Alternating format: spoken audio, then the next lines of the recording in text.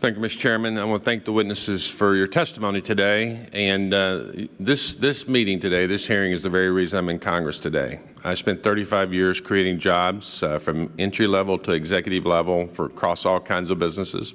Quite frankly, 35 years as a McDonald's franchisee, as a person who went through career tech, VOTech when I was in high school.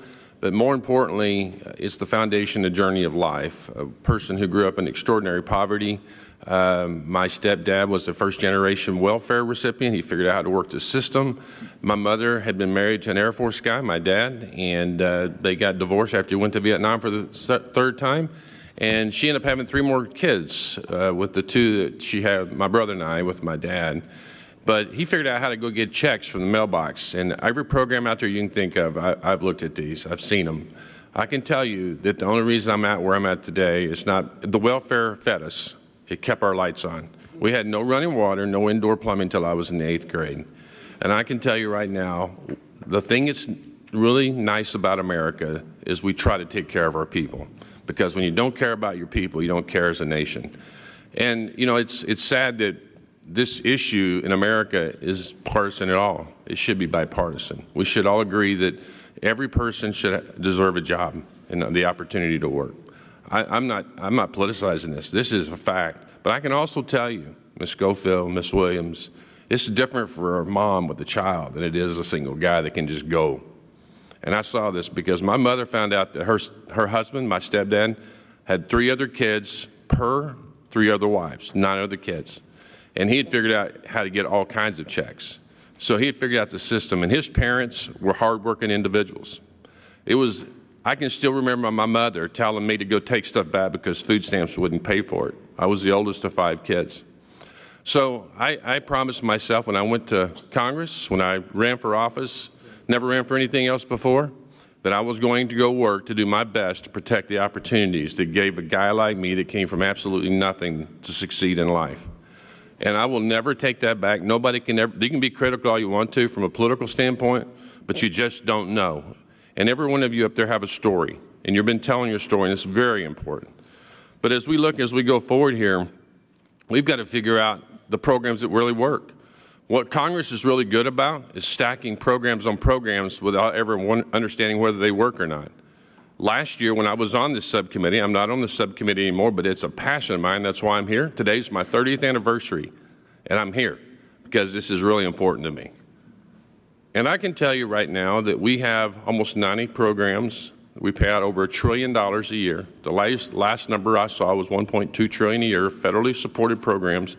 And the Government Accountability Office can't tell us which programs really work or not. So we're up here talking about adding other programs. What we should do is our Accountability Office should tell us what's working and what's not, and we should redeploy those dollars, not new dollars, but those dollars to programs that actually work, modernize our assistance today, because we should be helping those who had a bad spot in life. We're blessed to be the wealthiest nation in the world. We need to act like that. We need to make sure our people rise of poverty. And yes, there's a narrative out there that the least of us is better than the best of the rest of the world. So what? So what? The reason we do what we do and we go protect democracy around the world so people can have the opportunities that we have in the United States of America. So I just want to say, I want to thank you again for each of you being here. I'm not asking, I mean, you guys have done a phenomenal job, but Ms. Schofield, I've got all kinds of questions here for everybody, but I really want to just go to you because your story is pretty powerful. And I'd like for you to tell us more about the Dream Center, about what you do for people that had the hardships you had, because those are where the really hardships are, because there's really binary choices. You let your kids go somewhere else, which is really hard as a mom, or you figure out how to take care of them.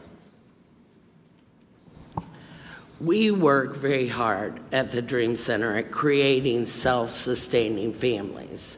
So we bring families in and we spend a lot of time assessing them. You know, what do they want to do? Trade, school, you know, finding the best fit for that family. A lot of time in homeless services, there is just a quick fix. Let's throw somebody in an apartment.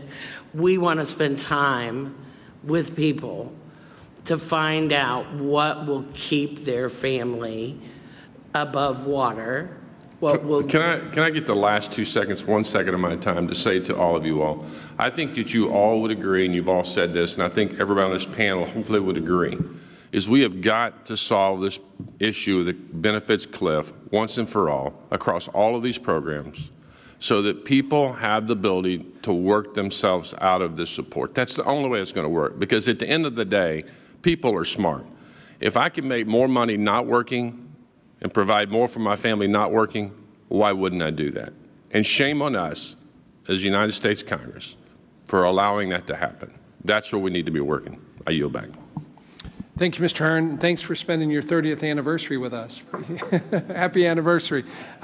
With that, I recognize Mr. Panetta, California. Thank you. You better be thanking his wife, not just him.